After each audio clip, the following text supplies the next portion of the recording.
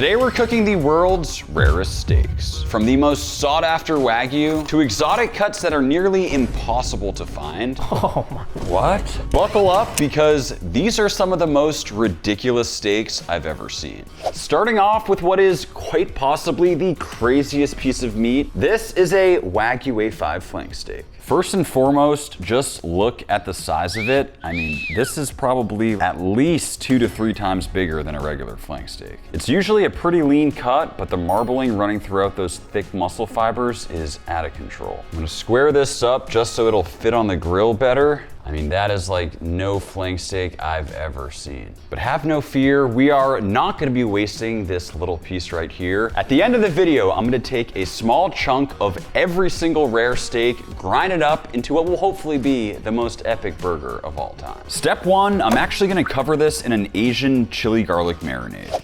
And we've let it marinate for a couple hours. Let's get it on the grill. Wow. Oh yeah, that's the crust we're looking for.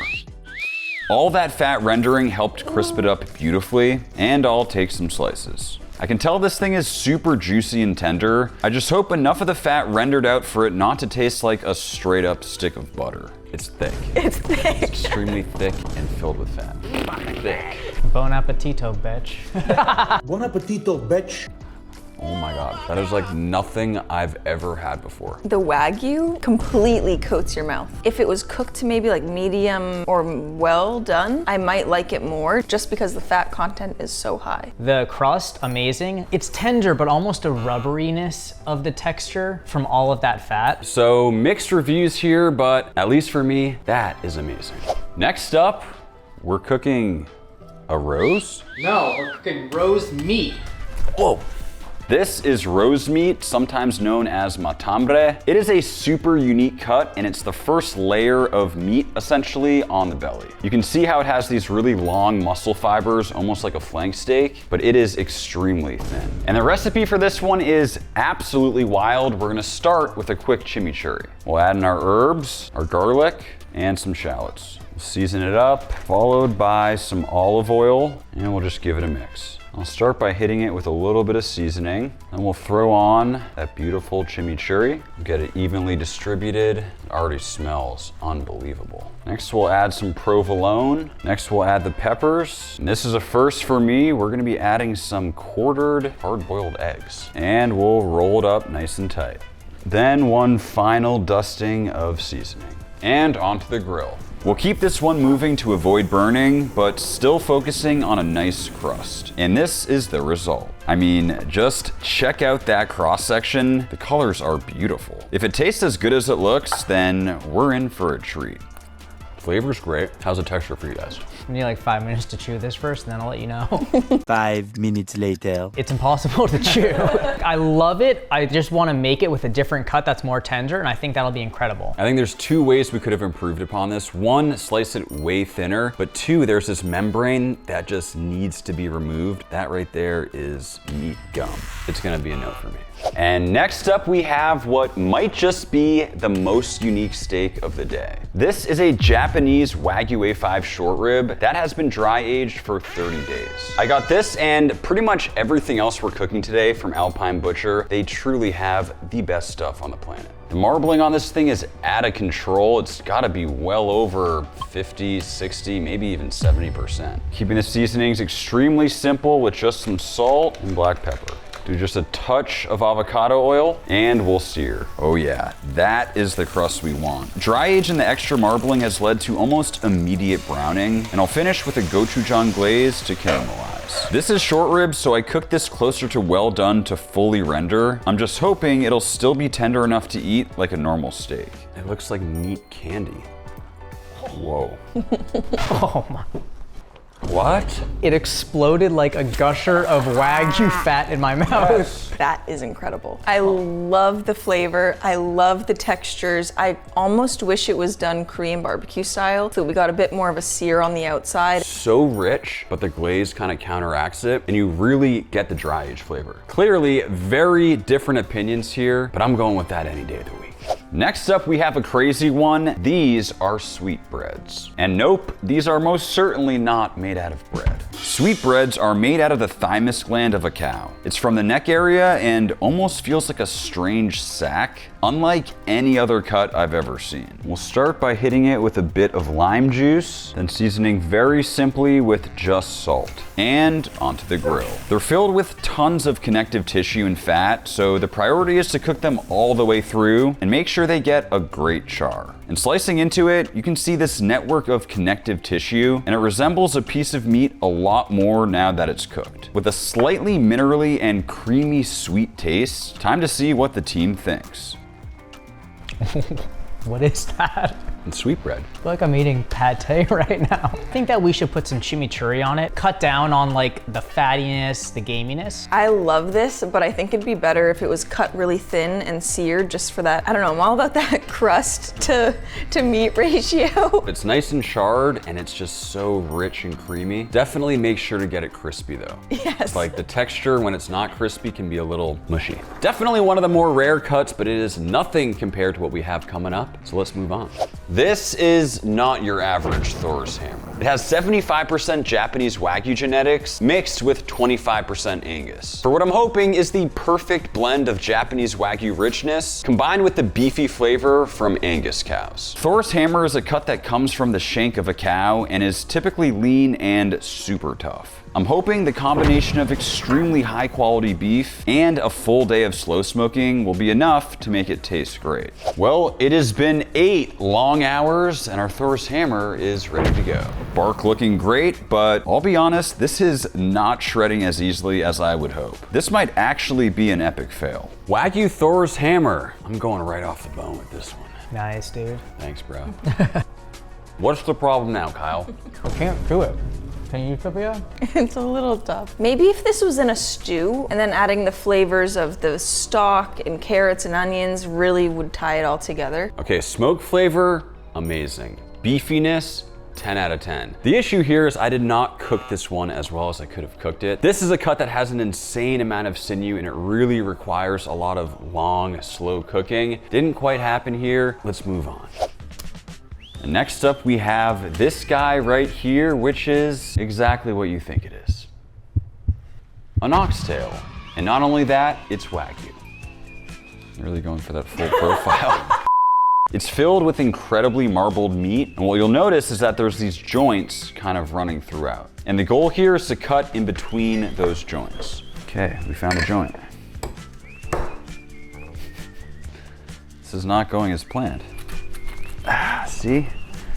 That was easy. That is how it's done, folks. It's a super tough cut that requires a lot of tenderization. Tenderizing. Words. Super interesting flower shape, and you can see all that marbling. Who would have known there's so much meat on the tail? Tibby, this is what you're missing out on in life. It's okay though. For the marinade, we'll combine some salt, black pepper, green onions, some thyme, some garlic, and some bouillon. And we'll give it a mix. It's been a couple hours and our pieces of oxtail are completely packed with flavor. Now we'll give them a nice sear to really deepen the flavor. Don't forget that at the end of the video, this along with every other piece of meat will be ground up into a burger. And based on what I've made so far, I'm honestly very nervous. And we'll cover it with water. Finish with some beans and let it slow cook on low. Low and slow. And just like that, they should be done. The smell coming off these oxtails is just out of control, almost like a braised short rib vibe, but even deeper flavor, and they're insanely tender. After that Thors Hammer debacle, we need something special. It's time for oxtail. Oh, you guys already ate. Oh wow, okay. That's so good. Oh my goodness. Wow. Hopes were not high going into this. For me at least, this is the best of the day, by far. 1000%. This is incredible. I think curry powder mixed with whatever else is in there cuts down the fattiness. It tastes like the most incredible beef stew I've ever had. I don't know if you guys can see it, but there's this like little gummy knob. It's like gelatinous. It's almost like the cartilage on a chicken wing. But it's so soft. Yeah. Like it's fully broken down and it's so beefy with all those other flavors. It is phenomenal. It's one of my favorite things we've probably ever eaten on the channel, to be honest. For the negative Nancy over here, that's a pretty good score. Yeah, that's how you know it's good. This one is gonna be hard to beat, but I do believe this next one has a shot. And next up, we have the rarest dry age project I've ever done. Starting off with a whole Wagyu A5 BMS 12 rib roast, which is the highest marbling possible, and I wanna add a kick. And to help with the pouring, we actually have the founder of this hot sauce brand, Brooklyn. Hello. We completely covered the rib roast and let it absorb flavor overnight. Threw on some diced jalapeno for color, and we'll see you in 23 days. And just like that, it's ready to go. After nearly a month, the jalapenos are all shriveled up, but what matters most is what's going on inside. Despite some minor oxidation, I'm very pleased that there is no interior mold or anything like that. I think we're in good shape. Took some slices, then Brooklyn removed the pellicle. Hit it with some salt. And black pepper. And just check out this crust. It kind of reminds me of the Wagyu A5 short rib from earlier in the video. I'm telling you, dry age truly leads to the best Maillard reaction. Served in a giant cheese wheel because we were feeling extra. And it is finally time to taste the rarest dry age using Cloud 23. Let's do it. Let's do it. Oh man. Just melts in your mouth. It is so rich. You get that like dry age texture, and it's Wagyu A5, like it's hard to beat. This one is right up my alley. We're making the world's rarest piece of jerky. This is an absurdly high quality piece of meat, so I'm keeping the jerky seasoning simple with just some salt, some black pepper, just a bit of brown sugar to balance it all out. Finally, some barbecue rub just for a pop of color. And into the dehydrator. Due to the fat content, this might take an absurd amount of time to actually turn into jerky, but we'll find out. Speaking of jerky, if you are interested in supporting the channel, head on over to maxjerky.com. Your support is the reason we're able to do fun videos just like this. We have some absolutely incredible flavors. I promise you, it is the best jerky in the world, and we appreciate the support. All right, guys, this jerky has been dehydrating for 24 full hours. This is what we got. I have never seen anything like this in my entire life. Normally, jerky takes 4 to 5 hours to cook, but even after 24, this jerky is still very pliable. Like, it should be bone dry after this long of a cook, but honestly, it still appears packed with moisture. Full day of dehydrating, and this thing is still just ridiculously juicy. Something you may not know is we eat an ungodly amount of jerky in this house. We get samples here all the time. When we make our jerky, we cook it for like 3 or 4 hours. This was cooked for 24 hours, and it is still way softer than the normal stuff. Kyle's gonna hate it. It is so rich. It's like candy. I feel like I'm eating a bacon jerky almost. If you get a piece that's mostly meat, it's actually really good. If you get any other piece, it's just all fat. And people always ask us like, oh, why don't you make Wagyu jerky? This is why we don't make Wagyu jerky. It's impossible to cook. It's like rich, texture's perfect, a little sweet, a little salty. I do agree though, you need to get a piece that's like majority meat. Extremely inconvenient and expensive to make, but I'd say worth it. And next up, it is time for Argentina's most prized cut, the Vicio. This cut is super unique and pretty much impossible to find in America. So shout out to my guys at Corte Argentino for hooking it up. The first thing you'll notice is tons of fat and silver skin over the top and also on the bottom. And it is super cool to see one of these whole because it includes part of the inside skirt, the flank steak, as well as the flat meat. Because of all the fat, the first thing I need to do is an absolutely insane amount of trimming. Psych! No. I can already hear my good friend Al Frugoni yelling at me. Ready? No. That is a big no-no when it comes to open fire cooking. And to season, we're keeping it very traditional with just salt. It is a huge cut, so we're gonna go pretty heavy. And we'll get it on the grill. I'm using my Tagwood grill for an authentic Argentinian experience. The key is managing heat and slowly bringing up the temp of the Vicio without any burning. Okay, it's been about 2.5 hours. We've done 0 flipping whatsoever, and I can start to feel the heat coming over the top of it, which should mean it's time to flip. Because there was no trimming involved, the meat is almost braising in its own sealed juices and fat as it slowly picks up incredible smoky flavor from the live fire. There's no shortcut to achieving that deep golden brown color. It's all about patience. It's been just about 4.5 hours, and our Vicio is done. And just take a look at this beautiful piece of meat. Through that slow cooking process, all the fat has just caramelized, beautiful golden brown. We'll go for a slice and okay. Yeah, I think juicy would be an understatement. This is just only a level of juiciness you can get by slow cooking and also by cooking cuts that have a good amount of connective tissue. For example, a tenderloin will never ever be this juicy, and as a result, quite honestly, never tastes as good as this, in my opinion. I mean, I'm just gonna say it, I enjoy that more than a perfectly cooked brisket. I echo that 1,000,000%. This gives you all the beefiness, all the smokiness, all the yumminess of a brisket, but better, like steak texture. But it is cooked over fire, which is very different than smoking. Like, to me, it's a more refined, grilled flavor. And this like crispy top situation is the best thing ever. It gives you the good, extreme tenderness and juiciness of a brisket without that overpowering smoky flavor. It's almost like a better brisket. It may be a little difficult to find, but if you can, it is absolutely worth giving a shot. And next up, we have an extremely unique beef tongue. Max, where'd you get that? You don't want to know. Yo, yeah, I've been told there's a high concentration of wild cows in the area. I see one.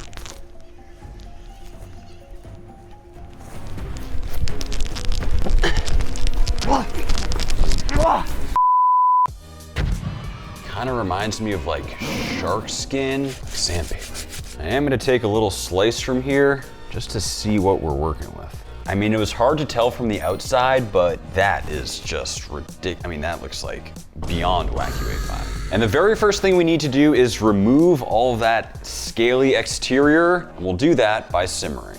And we'll add some flavorings like onion, some cloves, some peppercorns, a bay leaf, and a bunch of salt. It's been about 5 hours and our tongue is done. Gonna be honest, guys, the tongue is looking like a little bit of a high heel at the moment. And the next step is to peel away that outer layer. Max, wrong tongue. Just carefully separating the leather-like exterior, which actually comes off pretty easily when it's already boiled. Kind of looks like the skin of a cat, like the black and the white spots. Now we'll remove the tip of the toe. Ooh. And we're left with a perfectly clean tongue. After simmering for so long, all the connective tissue's broken down and the tongue is slicing like butter and it's clearly packed with moisture. But it is lacking in color, so we'll finish by searing over pretty high heat for some caramelization and texture. I mean, this stuff smells like beef bacon. Chopped up into little tender cubes onto a taco, and it's time to taste the tongue. Stomach is starting to feel very weird at this point. That one really surprised me, actually. Beef tongue sounds so weird, but it has just this like extreme beefiness and nice texture that I think works really well in a taco. I don't know if I'd want to eat it on its own necessarily. I think I agree. In a taco, it's good, but like if you taste a piece by itself, it is a little spongy. I love the texture of tongue. It's like a little gummy, but not gummy enough where like you can't chew through it. This is one I would definitely make again. And next up, we have what may just be the rarest brisket I've ever laid my hands on. Not only is this brisket flat Wagyu A5, but it's also been sitting in my freezer for the past, I think like 3.5, maybe even 4 years, so I have no idea if it's still gonna be good. It has a huge fat cap over the top, and usually a brisket flat is lean, but the marbling here is out of control. I am gonna take a little slice here just to see if the inside looks any different. I mean, just check out that color and marbling. I mean, based on how it looks and smells, I would never have guessed this has been in the freezer for 4 years. We'll start by hitting it with a bunch of salt and black pepper. And we'll get it on the grill. We've given the brisket about 3 hours of smoke, and this is what it looks like. Next, into a pan, we'll add in our beef stock. Then we'll throw in our flavorings like brown sugar. Oh, sorry, Sophia. Ketchup, some rosemary, paprika, and thyme, and a bay leaf. We'll finish by throwing the caramelized onions over the top. And we'll finish this in the oven. After a few hours, our brisket is probe tender and it's time to slice. Smoked, then braised has left us with super juicy meat and a flavorful sauce that I strained of its fat. Some of that jus over the top for a final punch of flavor. That is phenomenal. Let's see how it tastes. Wagyu A5 braised brisket.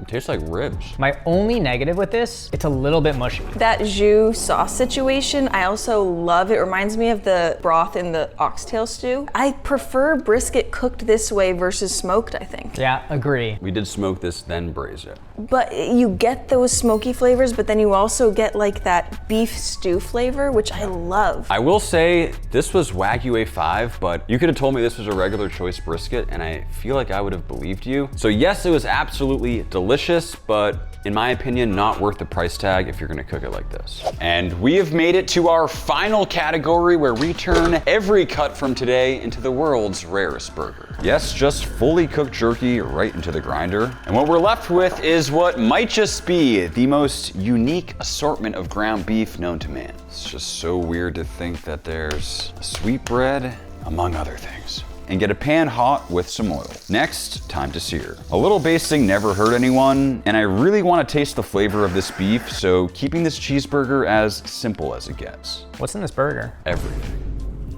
It's so good. It's like a really yummy, medium rare, good burger. It's very rich, probably too much fat in there. A little bit of dry aged funk. I don't know if I'm getting the beef jerky or the sweetbreads, but all things considered, I was expecting this to be disgusting. This is a burger they should be selling at McDonald's. And with that, really hope you enjoyed the video, and we'll see you next time.